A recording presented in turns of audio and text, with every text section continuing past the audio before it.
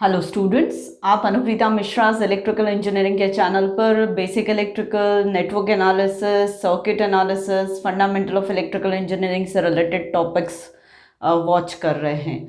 अभी मेरा जो उसका पोर्शन चल रहा है वो थ्योरम्स चल रहा है, और थ्योरम्स में भी मैं थेवेनिन्स और नॉर्टन्स थ्योरम को हैंडल कर रही हूँ। इससे पहले वाले वीडियो में मैंने वो सेगमेंट, वो कॉन्सेप्ट बताया था जिसमें हम कहाँ कॉम्बिनेशन में नेटवर्क एनालिसिस में थेवेनिन्स थ्योरम और नॉर्टन्स थ्योरम को एक साथ यूज़ कर सकते हैं। और वो पर्टिकुलर पॉइंट ये था कि कभी हमें डिपेंडेंट सोर्स ऐसा वाला हमारे सर्किट में अवेलेबल हो जिसका इंटरनल रेजिस्टेंस पता ही नहीं है, तो ऐसे सर्किट्स में अगर हमें थेवेनिन्स थ्योरम लगाना हो या नॉर्टन्स थ्योरम लगाना हो तो हमें दोनों को एक साथ ही लगाना पड़ेगा। हम ये नहीं कह सकते कि हम नॉर्टन्स लगा रहे हैं या हम थेवेनिन्स लगा रहे हैं, दोनों को हमें एक साथ लगाना पड़ेगा। हाँ, lastly at the end of the solution हमको थेवेनिन्स इक्विवेलेंट सर्किट देना है कि नॉर्टन्स इक्विवेलेंट सर्किट पूछा गया है, that is a different part. पर ऐसा डिपेंडेंट सोर्स जिसका इंटरनल रेजिस्टेंस नहीं मालूम, तो मुझे थेवेनिन्स थ्योरम और नॉर्टन्स थ्योरम लगाना है, मतलब दोनों लगाना है, ये मीनिंग है इसका। तो आज मैं ये लास्ट वीडियो में मैंने आपको ये प्रॉब्लम दी थी, बस ए और बी के बीच में ओपन सर्किट था। आज मैंने उसके बीच में एक 4 ohms का रेजिस्टेंस लगा दिया है और मुझे इसके बीच में VAB वोल्टेज पता करना है, और साथ में मुझे पावर डिसिपेटेड भी पता करनी है। तो मुझे जब इसके अक्रॉस कुछ मतलब P और V पता करना है, तो मैंने इसको लोड रेजिस्टेंस मान लिया। ये मेरा लोड रेजिस्टेंस है, इसके एक तरफ A ले लिया, दूसरी तरफ B ले लिया, और जैसे ही A फिक्स हुआ वो मेरा प्लस पोलैरिटी हो गया, B जो है वो मेरी माइनस पोलैरिटी पे हो गया है।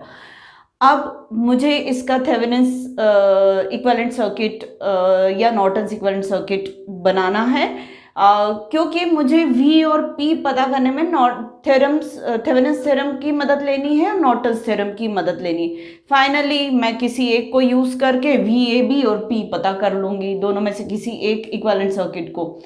तो अभी जब मुझे यहाँ पर apply Thevenin's theorem Norton's theorem करना है, तो सबसे पहले मैं VTH पता कर लेती हूँ। VTH पता कर रही हूँ तो मुझे इसे हटा देना पड़ेगा और VAB के बीच में ओपन सर्किट क्रिएट कर देना पड़ेगा। ओपन सर्किट क्रिएट किया तो वहाँ पे A और B के बीच में ये प्लस और माइनस, और ये मेरा VTH होगा। और मैं सर्किट को रीड्रॉ कर लेती हूँ, तो ये वाला सेगमेंट और यहाँ पर दोनों तरफ 2 और 3 ohms और 1 ohm और 4 ohm, मतलब 5 ohm का टोटल सीरीज कनेक्शन है। यहाँ पे भी 2 + 3 5 ohms है, यहाँ पर भी 1 + 4 5 ohms है। ये मेरी 10 वोल्ट्स की बैटरी हो गई। और ये वोल्टेज जो है, अब चूंकि सर्किट बदल गया है, यहाँ के वोल्टेज V पर ये करंट सोर्स डिपेंडेंट है, मतलब ये वोल्टेज डिपेंडेंट करंट सोर्स है। और वोल्टेज किस वोल्टेज पर डिपेंडेंट है? इसके अक्रॉस के वोल्टेज पर डिपेंडेंट है। तो ठीक है, इसके अक्रॉस का अब सर्किट बदल गया है, तो इस वोल्टेज को मुझे V1 कर देना चाहिए। हर हाल में, हर कंडीशन में कर दिया तो ये वाला वोल्टेज कितना हो जाएगा? 2V1। इस करंट सोर्स की डायरेक्शन ऊपर की तरफ है। अब मैं एक चीज बताना चाहती हूं कि ये दोनों रेजिस्टेंसेस सीरीज में कितने का है? 5 ohms का। और ये 5 ohms के अक्रॉस का वोल्टेज पूरे टाइम 10 वोल्ट ही रहेगा, क्योंकि इनके अक्रॉस एक बैटरी लगी हुई है। तो जब तक ये बैटरी लगी हुई है, जब तक हम इसको नहीं हटा रहे, तब तक इन दोनों के अक्रॉस का वोल्टेज फिक्स है। और इन दोनों के अक्रॉस का वोल्टेज फिक्स है, मतलब इनमें से बहने वाला ये करंट अगर मैं फाइंड आउट करने जाऊं, I, जिसको मैं I नाम दे रही हूं, तो इन दोनों के अक्रॉस वोल्टेज कितना है? 10 वोल्ट्स। और टोटल रेजिस्टेंस कितना है? 1 + 4, मतलब 10/5। यानी यहाँ पर हर वक्त कितना करंट बहेगा? हमेशा 2 एम्पियर। अब यहाँ पे भी दोनों के अक्रॉस 10 वोल्ट फिक्स है, और यहाँ पे भी आप ऑब्जर्व करेंगे इसके अक्रॉस 10 वोल्ट फिक्स है। तो जब इसमें से बहने वाला करंट इस सर्किट में भी 2 एम्पियर सी है, और यहाँ से बहने वाला करंट इस सर्किट में भी 2 एम्पियर सी, तो ये V ही रहेगा, V1 नहीं कहलाएगा। ये इस पर्टिकुलर सर्किट में ऐसा मुझे लेना पड़ रहा है कि यहाँ V है, सर्किट बदलने पर भी ये कितना रहेगा, V ही रहेगा। और इधर वाले सर्किट में कुछ भी चेंज आ जाए, इधर वाले सर्किट में चाहे जो चेंज आ जाए, हर हाल में इन दोनों रेजिस्टेंसेस से बहने वाला करंट कितना रहेगा, 2 एम्पियर्स ही रहेगा, क्योंकि 5 ओम्स के अक्रॉस का 10 वोल्ट्स बैटरी के थ्रू वोल्टेज फिक्स्ड है, इसलिए इन दोनों से बहने वाला करंट हमेशा 2 एम्पियर्स ही रहेगा। और 2 एम्पियर्स यहाँ भी है, 2 एम्पियर्स यहाँ पर भी है, तो 2 इंटू 4 मतलब 8 वोल्ट्स, V हमेशा 8 वोल्ट्स का ही रहेगा। वो मैं V1 ना करूं, अननेसेसरीली एक वेरिएबल क्यों बढ़ाऊं, तो ये V है तो इसे भी V और ये भी 2V ही रह रहा है। दूसरी चीज, इस सर्किट में और इस सर्किट में इस नोड पर एक ब्रांच यहाँ पर हट जा रही, मतलब दो ही कनेक्टेड है, मतलब यही रास्ता अवेलेबल रहेगा। और यहाँ पे क्या होगा, करंट सोर्स से करंट यहाँ तक गया तो उसे 2 रास्ते अवेलेबल रहेंगे, तो नेचुरली यहाँ से बहने वाला करंट इस सर्किट में और यहाँ से बहने वाला करंट इस सर्किट में अलग अलग रहेंगे, क्योंकि यहाँ से 2V पूरा पूरा इधर बह जाएगा, क्योंकि उधर जाने का कोई रास्ता ही नहीं, तो पूरा 2V इधर ही होगा। और यहाँ पर 2V इस जंक्शन तक जाएगा और दोनों तरफ थोड़ा थोड़ा डिस्ट्रीब्यूट हो जाएगा। तो कहने का मतलब ये कि इधर का वोल्टेज फिक्स्ड, इधर का करंट फिक्स्ड, पर इधर का करंट और इधर का वोल्टेज फिक्स्ड नहीं है, ये मैं कहना चाह रही हूँ। अब मैं आ जाती हूँ VTH पता करने पे। मुझे क्या पता करना है, VTH पता करना है। VTH पता करना है तो मैं नोडल एनालिसिस फॉलो कर लेती हूँ। तो यहाँ पे मैं इसको डेटम कर दे रही हूँ, इस नोड को डेटम नोड कर दिया, और इस वाले वोल्टेज को मैं V1 नाम दे देती हूँ और इस वाले वोल्टेज को मैं V2 नाम दे देती हूँ। इस वाले नोड को V1 नाम दे रही हूँ, इस वाले नोड को V2 नाम दे रही हूँ। तो VTH जो होगा मेरा, देखकर ही समझ में आ रहा है, V1 माइनस V2 डिफाइन होगा। और क्या अप्लाई कर रहे हैं, by applying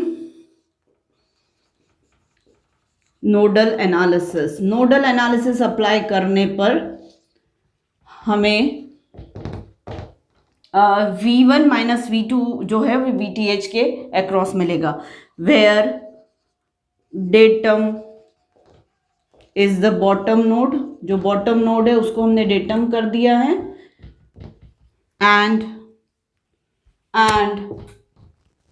assumed V1 as well as V2। दो नोड्स पर हमने V1 और V2 एज्यूम कर लिया है, ठीक है। अब यहां पर मैं नोडल इक्वेशन लिखूंगी, ठीक है। एक चीज और, यहां देखकर समझ में आ रहा है कि V2 की वैल्यू कितनी है, ऑल्सो फ्रॉम सर्किट कंडीशन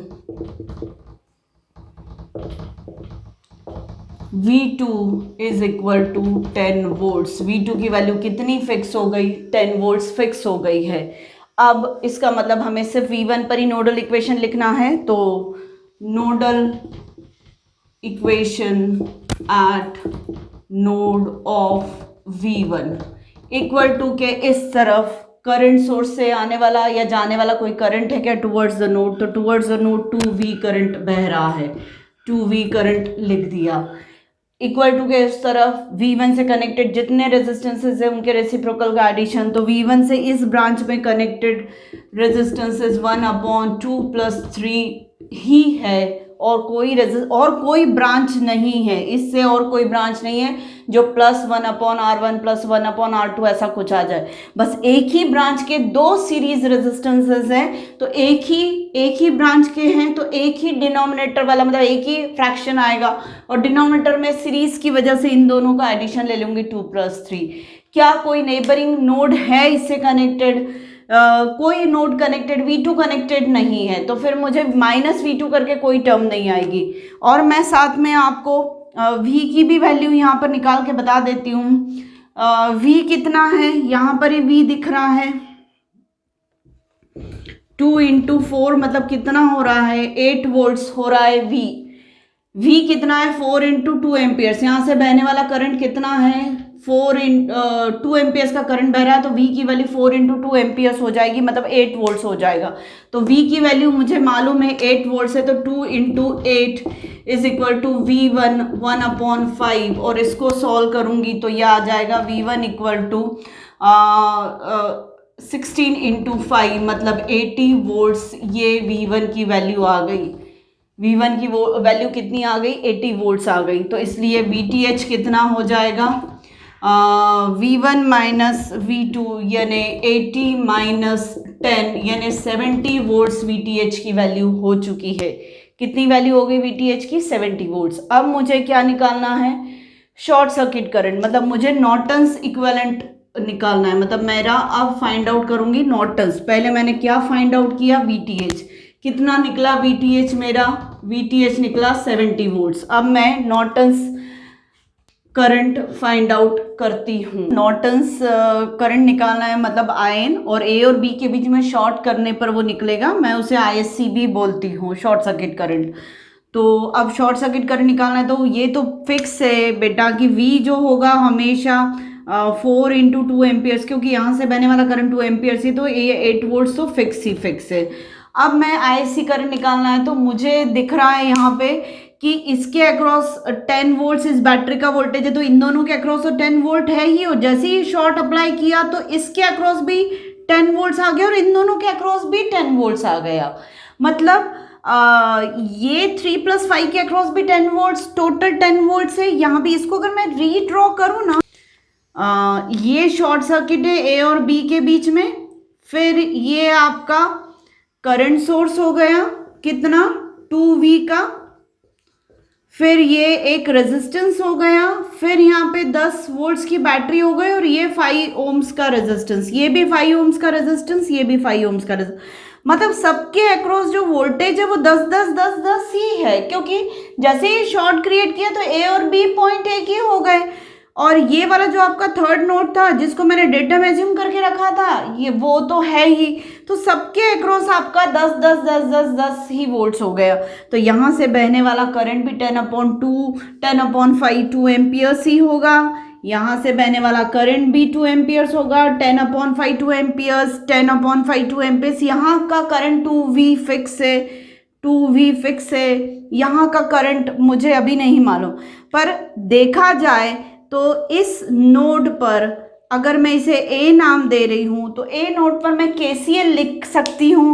तो चलिए लिख देती हूँ मैं KCL eight node A node पर KCL लिख रही हूँ। क्या दिख रहा है, 2V टूवर्ड्स द A है, 2 एम्पियर्स अवे फ्रॉम द है, और इस वाले करंट को मैं IN तो बोल ही रही हूँ, नॉर्टन्स करंट, तो ये मेरा नॉर्टन्स करंट हो गया।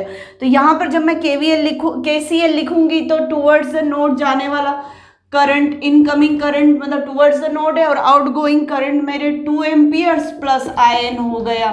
तो मुझे IN की वैल्यू बहुत इजीली यहाँ पर मिल जाएगी।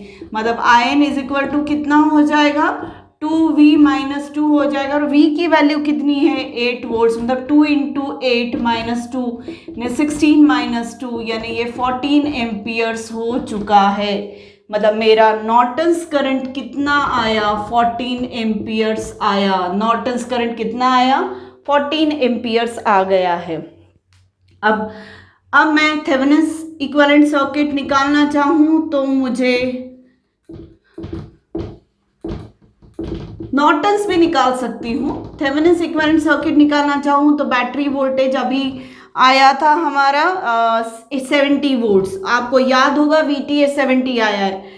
रेजिस्टेंस मुझे नहीं मालूम, अभी निकालना है, और ये वापस वाला रेजिस्टेंस कितना हो गया, 4 ओम्स का, जिसके अक्रॉस मुझे वोल्टेज निकालना है, जिसको नाम मैंने क्या दिया है, VAB। A ये टर्मिनल है, B ये टर्मिनल है, या फिर मुझे इससे पावर डिसिपेटेड फाइंड आउट करनी, पर अभी मुझे RTH नहीं मालूम है। तो RTH मैं कैसे पता करूंगी, 70 मतलब VTH डिवाइडेड बाय IN करके मैं निकाल लूंगी। तो ये आ जाएगा 70 डिवाइडेड बाय 14, और 17 डिवाइडेड बाय 14 करूंगी तो ये आ जाएगा 5 ओम्स। 70 डिवाइडेड बाय 40 करूंगी तो ये आ जाएगा 5 ओम्स। अब 5 ओम्स आ चुका है RTH, तो ठीक इसकी वैल्यू कितनी हो गई, 5 ओम्स। अब मुझे क्या निकालना है, यहाँ से बहने वाला करंट, ये करंट मुझे पता करना है, इसे मैं AB करंट बोल देती हूँ, IAB। तो IAB करंट जो होगा वो 70 डिवाइडेड बाय 5 प्लस 4 यानी 9, 70 डिवाइडेड बाय 9 इतना एम्पियर्स का करंट होगा। और इतने एम्पियर्स के करंट से मैं VAB निकाल सकती हूँ। तो 4 इंटू 70 डिवाइडेड बाय 9 इतना, मतलब 280 डिवाइडेड बाय 9 इतना, 7 4 ज़ा 28, तो 280 डिवाइडेड बाय 9 इतना वोल्ट्स होगा, इतना वोल्ट्स VAB होगा। और पावर डिसिपेशन अगर आपको निकालना है कि कितना होगा वहाँ पर, तो मैं उसे यहाँ पर भी फाइंड आउट करके दे सकती हूँ। पावर डिसिपेशन जो होगा वो I स्क्वायर, मतलब कौन सा I का नाम हमने लिया IAB स्क्वायर इंटू 4 ओम्स, इतना होगा पावर डिसिपेशन वॉट्स में।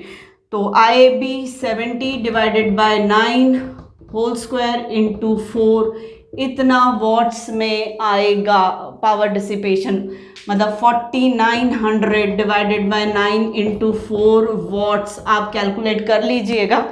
तो ये पावर डिसिपेशन आ जाएगा AB के अक्रॉस 4 ओम्स लगे होने पर। तो ये पूरा प्रॉब्लम है। प्रॉब्लम टफ नहीं था बेटा, बहुत आसान था, बस छोटी छोटी चीज़ें बहुत सारी मैं बताती चली गई, इसलिए वीडियो थोड़ा लेंदी हो गया। इस टाइप के सम्स आप थोड़ा ज़्यादा करेंगे तो छोटा सम हो पर कुछ टैक्टफुल हो, ऐसे सम सॉल्व करेंगे तो आपके कॉन्सेप्ट्स नेटवर्क एनालिसिस के बहुत जल्दी क्लियर होंगे। और यही सारे कॉन्सेप्ट्स हमको इंडक्टर कैपेसिटर में भी लगाने हैं।